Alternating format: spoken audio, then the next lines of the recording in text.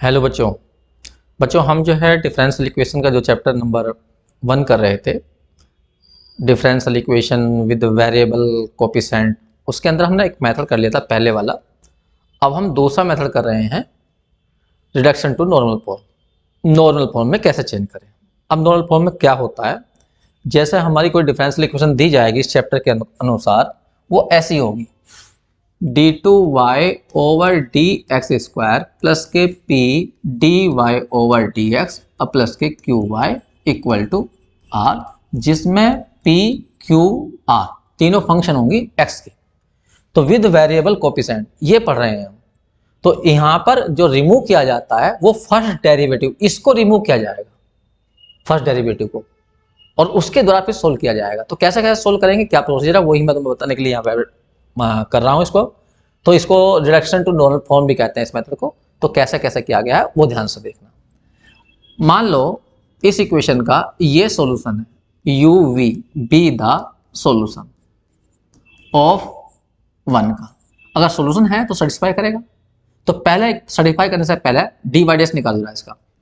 D by D x निकालोगे तो first second से पहला ऐसा कैसे ही, दूसरे का D V over D X, फिर पहले का D U over D X और दूसरा हमारा ऐसा ही। एक बार करो, जब d2y over D x square करोगे तो फर्स्ट और सेकंड से यहाँ करो, u ऐसा कैसे ही, यहाँ आ जाएगा d2v over D x square, फिर u का करिए तो du ओवर डी एक्स आ जाएगा, इनटू में dv ओवर डी एक्स आ जाएगा। फिर प्लस यहाँ भी फर्स्ट सेकंड से करिए, फर्स्ट सेकंड से तो du ओवर डी एक्स तो ऐसा कैसे ही, v का करोगे तो dv ओवर डी एक्स बन जाएगा। फिर प्लस आपकी बार v ऐसे छोड़ दीजिए, जब इसका करोगे तो d2u over D x square जाएगा। अब ये सारी वैल्यू, ये वैल्यू इसमें भर दीजिए क्योंकि ये तुमने इसका सॉल्यूशन माना है। तो पुट इन 1 में कर दीजिए। जब तुम 1 में रखोगे यहाँ पर तो देखो d2y की तो वैल्यू ये सारी है, u d2v over D x square, ये और ये सेम है तो डबल लिख दूँ, 2 du ओवर डी एक्स और dv ओवर डी एक्स, फिर प्लस के v और d2u over D x square, ये तो हो गए d2y वाले। फिर प्लस के p, फिर dy का लिखिए, dy का ये सारा u dv over dx plus के v du ओवर dx, ये रहा, प्लस के q y की वैल्यू कितनी थी हमारी uv, तो यहाँ भर दिया uv और इक्वल टू r, ये कर दिया। अब यहाँ पर ध्यान से सुनना, अब क्या करने जा रहे हैं हमें यहाँ पर इकट्ठे करने, पहले अभी सेकंड मत मानो से इकट्ठे करने। यहाँ पर इकट्ठे करने का क्या मतलब है, पहले d2v वाले इकट्ठे करो। d2v का केवल यहाँ है और कहीं नहीं है, u d2v over D x square. अब करने हैं तुम्हें dv ओवर dx वाले, dv dx वाले। तो dv dx यहाँ है 2 du ओवर dx, और देखो कहाँ पर है 11, तो प्लस क्या जाएगा pu। उसके बाद इकट्ठे करने हैं v वाले 11 d2u over D x square, और देखिए कहाँ पर है, एक है v वाला ये रहा, प्लस के p इंटू वी, एक ये है प्लस के q इंटू यू, ये रहा, इक्वल टू r। इसे मानिए सेकंड, उसे मत मानिए, ये रहा। तो अब देखिए हमें करना क्या है, हमें इसके अंदर जो फर्स्ट डेरिवेटिव है उसे खत्म करना है। तो हम इसे खत्म करना चाहते हैं कि ये ना आए इसके अंदर, तो फिर हम इसको, इसके कोफिशिएंट को, जो ये कोफिशिएंट है इसे 0 मान लेते हैं। तो इसे 0 मानूंगा मैं, देखो लेट इस पूरे कोफिशिएंट को 2 du over D x plus के पी वाई, मैंने इसे 0 मान लिया। जब मैं इसे 0 ले लूंगा तो ये सारे टर्म खत्म हो जाएंगे, ठीक। लेकिन यहाँ से मुझे एक रिजल्ट मिलेगा बहुत बढ़िया, वो देखिए क्या मिलेगा, du dx की वैल्यू आ जाएगी माइनस के pu बाई 2, ये आ गई, ठीक है। अब जरा इसको वेरिएबल सेपरेट करो यहाँ से, तो du अपॉन u आ जाएगा और माइनस क्या जाएगा p बाई 2 और यहाँ पर dx। इसे इंटीग्रेट करो, जब तुम इसे इंटीग्रेट करोगे तो इधर तो आ जाएगा log u, log u, और इधर आ जाएगा -1/2 इंटीग्रेशन, क्योंकि मैं यहाँ इंटीग्रेशन नहीं कर सकता। क्यों नहीं कर सकता, क्योंकि p तो मुझे पता है फंक्शन x की है, लेकिन पता तो नहीं है कि है क्या, बस ये तो पता है x की है, तो यहाँ इंटीग्रेशन नहीं हो सकता, मैंने इंटीग्रेशन लगा छोड़ दिया। अच्छा, यहाँ पर तुम्हें कांस्टेंट नहीं डालना है। कांस्टेंट यदि तुम्हें डाल दिया तो जैसे ही हम v निकालेंगे, क्योंकि यहाँ से u निकलेगा, अभी यहाँ से निकलेगा u, देखिए हमने ये माना सोल्यूशन uv, तो मुझे u निकालना है और v निकालना है, तो यहाँ से तो मैं u निकाल रहा हूँ, ये तो u की वैल्यू में कांस्टेंट नहीं डालना है, ठीक है। कहने का मतलब कि पर्टिकुलर सोल्यूशन ढूंढना है, और जो v की वैल्यू निकालेंगे उसके अंदर कांस्टेंट डालेंगे। कितने कांस्टेंट आएंगे? 2 कांस्टेंट। यदि तुमने यहाँ कांस्टेंट डाल दिया तो 3 कांस्टेंट हो जाएंगे, तो जनरल सोल्यूशन नहीं बन पाएगा। अब यहाँ से लॉ को हटाइए और u की वैल्यू निकालिए। तो यहाँ से जो u की वैल्यू आई है वो आई है e की पावर -1/2 p dx, जो कि तुम्हें याद रखनी है क्वेश्चन करते हुए भी ये। तो यहाँ से हमने u की वैल्यू निकाल ली है। अब हमारे सामने होती है v की वैल्यू। अब v की वैल्यू कैसे निकालते हैं, ध्यान देना। मैं अब क्या करूंगा, इस पूरी इक्वेशन में से u हटा दूंगा, u खत्म कर दूंगा, तो ये इक्वेशन v और x में बच जाएगी, तो फिर हमारा v निकल जाएगा। तो क्या करेंगे, देखो ये तो हमने 0 मान लिया, तो ये तो टर्म खत्म होगी। इसमें यहाँ u आ रहा, यहाँ u आ रहा, ये u की वैल्यू भरूंगा मैं। तो एक काम करो, पहले यहाँ u का 2 बार हो रहा, तो u का 2 बार कर लेते हैं। देखो यहीं पे देखो, एक बार ये रहा, इसका ही दोबारा कर लो यहीं पे, यहीं पर ही। अगर मैं दोबारा करूं यहाँ पर 2 बार, माइनस के p/2 1/2 तो कांस्टेंट है, करो फर्स्ट और सेकंड का। p u का हो जाएगा du/dx प्लस p का हो जाएगा dp/dx, dp/dx, ये रहा माइनस के 1/2। तुम यहाँ पर du dx की वैल्यू फिर दोबारा से भर दो, ये तो माइनस क्या जाएगा p, माइनस क्या जाएगा pu/2, ये रहा। अब प्लस के u और dp/dx। मैंने कुछ नहीं करा है, मैंने यहाँ पर इस वाले का दोबारा डिफरेंशिएट कर दिया है, क्योंकि मुझे इस इक्वेशन के अंदर सेकंड वाले में से सब जगह से u हटाना है। ठीक है, जब u हट जाएगा तो ये पूरी इक्वेशन v में बच जाएगी। तो मैं इसलिए इसकी वैल्यू निकाली, यहाँ से इसको मैंने डिफरेंशिएट कर दिया, फर्स्ट और सेकंड से ही कर दिया। फिर इसकी वैल्यू मुझे पता थी माइनस के p/2, वो भी मैंने वहां भर दी, और बाकी यह ऐसे लिख दिया। थोड़ा सोल्व कर दीजिए, कितना बैठ जाएगा, माइनस माइनस हो जाएगा प्लस, तो यहाँ हो जाएगा 1/4 और p² u बन जाएगा, और वो बचेगा माइनस के कितना हो जाएगा u/2 और dp/dx। अब मैं ये सभी वैल्यू इस सेकंड में भरने जा रहा हूं, तो पुट इन सेकंड करूंगा मैं, ऐसा ऊपर जा रहा हूं, इधर ध्यान देना बस, पुट इन सेकंड।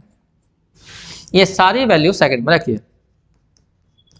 देखिए यहाँ पे u है, u ऐसे लिखिए जैसा है, अभी ये मत लिखना, कभी ये भरने लग जाओ। अब यहाँ पे फिलहाल ये तो सारा 0 हो जाएगा, ये 0 हो गया। अब v के साथ आ जाइए, इसकी वैल्यू कितनी आई, इस वाले की वैल्यू ये आई 1/4 p² u माइनस के u/2 dp/dx, ये रही। फिर प्लस के p, ये रहा, और अरे v तो बाहर निकल गया था, ये कहां से आ गया, ऊपर कॉमन लेने में गलती कर दी, v के इकट्ठे करे थे ना हमने। एक तो v का आया था यहाँ पर, ये रहा, और एक v का यहाँ था, तो p du/dx था। अरे ये तो v के गलती इकट्ठे कर दिया हमने, सारे गलत हो गए। यहाँ पर आया v का p आ गया, और ये आ गया du, गलत हो गया बच्चों, यहाँ du/dx, यही तो है ना, इसकी गुना इसमें होगी तो तभी तो p का ये आएगा, ये रहा, और एक v का ये रहा।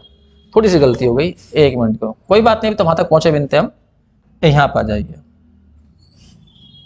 अब बताइए क्या क्या बचा यहाँ। ठीक है, ये हमारा v के साथ में d2u/dx² की वैल्यू तो ये रख दी हमने, ये रख दी।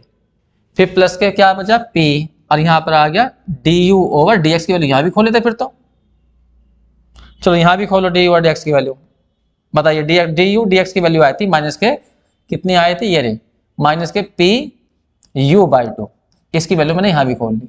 अब प्लस के क्या qu, ये रहा, और इक्वल टू r। देखिए मैं u कैसे खत्म करूंगा बताऊंगा अभी।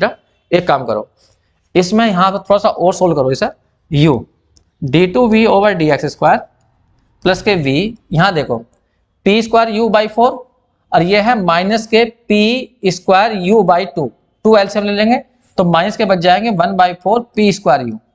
इन दोनों को इकट्ठा कर लिया, इन दोनों को, बाकी हमारा ये है ही माइनस के u/2 dp/dx है, और प्लस के qu है। अब तुम्हें u को हटाना है, तो पूरे में से u कॉमन ले दीजिए, या u से डिवाइड कर दीजिए, तो u उधर पहुंच जाएगा, इधर u नहीं रहेगा, डिवाइडेड बाय u। अब मैं यहाँ पे u से डिवाइड करने जा रहा हूँ, बस 2 मिनट इधर ध्यान देना।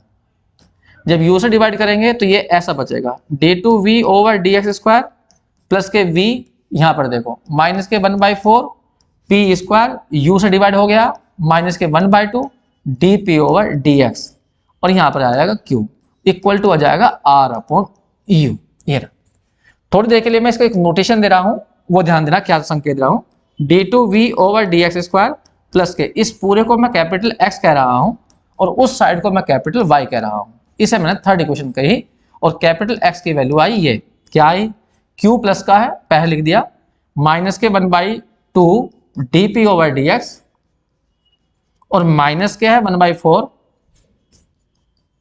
p square. ये रहा, ये तो x है और y की जो वैल्यू है, y की वैल्यू है r अपॉन u। ये रहे। अब यहां ध्यान दीजिए, ये इक्वेशन सही से सोचिए, ये इक्वेशन v और x में है और सेकंड ऑर्डर की है, ठीक। तो इसमें हमने फर्स्ट जो डेरिवेटिव था वो नहीं आ रहा इसके अंदर। अब यहां सोचिए, ये इक्वेशन जब v और x में है, यदि इसे सोल्व किया जाए, इस डिफरेंशियल इक्वेशन को सोल्व किया जाए, तो सोल्व करने पर किसकी वैल्यू निकलेगी, v की वैल्यू निकलेगी। तो यहां से v की वैल्यू, u हम ऊपर निकाल चुके थे और u और v की वैल्यू को मल्टीप्लाई कर दीजिए तो वो जनरल सोल्यूशन बन जाएगा पहले क्वेश्चन का। तो यहां पे हम क्या कहेंगे, सोल्व इट, इसे सोल्व करना है तुम्हें, solve it and find v और यहां से v निकाल लीजिए। फिर लास्ट में तुम्हें क्या कर देना है, पुट कर देना है the values of u and v in किसमें, y equal to u into V में, तो वो उसका जनरल सॉल्यूशन आ जाएगा। क्योंकि ये सेकंड ऑर्डर की है तो जब इसे सोल्व किया जाएगा तो यहां पर दो कांस्टेंट आएंगे। अब यहां पे एक समस्या है बहुत बड़ी जो है इसको सोल्व करने की, वो तो मैं समझाता हूं।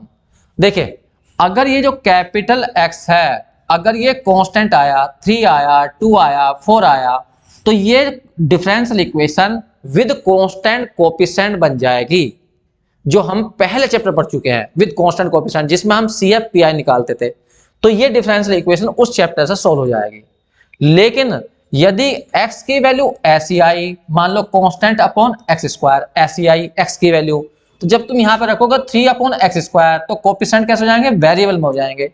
और जो हम चैप्टर सीख रहे हैं ये भी तो विद वेरिएबल सीख रहे हैं, तो फिर इसे सोल्व कैसे करेंगे अगर ऐसा आ गया। नहीं, क्या करेंगे, x स्क्वायर को एलसीएम ले देंगे तो x स्क्वायर इधर पहुंच जाएगा, तो फिर ये ऐसी बन जाएगी, x square d2v over dx square plus के v ऐसी बन जाएगी। तो ये चैप्टर बन जाएगा होमोजीनियस, तो होमोजीनियस का चैप्टर बन जाएगा ये, ठीक है। तो यहां पर ये x पर डिपेंड है, x की वैल्यू कांस्टेंट है तो विद वेरिएबल कोएफिशिएंट हो जाएगा, कांस्टेंट हो जाएगी ये। और यदि x की वैल्यू ऐसी आ गई, कुछ कांस्टेंट अपॉन x स्क्वायर, तो फिर ये होमोजीनियस सोल्व होगी, ठीक। और यदि इनके अलावा x की वैल्यू जो है, ये सारा सोल्व करने के बाद करें हम x की वैल्यू ये वाली, अगर ये x की वैल्यू इनके अलावा कुछ और आ गई, सपोज करो sin x आ गया, तो फिर इस इक्वेशन को सोल्व करना बहुत मुश्किल हो जाएगा। क्यों मुश्किल हो जाएगा, क्योंकि ये क्वेश्चन बन जाएगा इसी चैप्टर का जो हम पढ़ रहे हैं, तो फिर सोल्व कैसे करेंगे।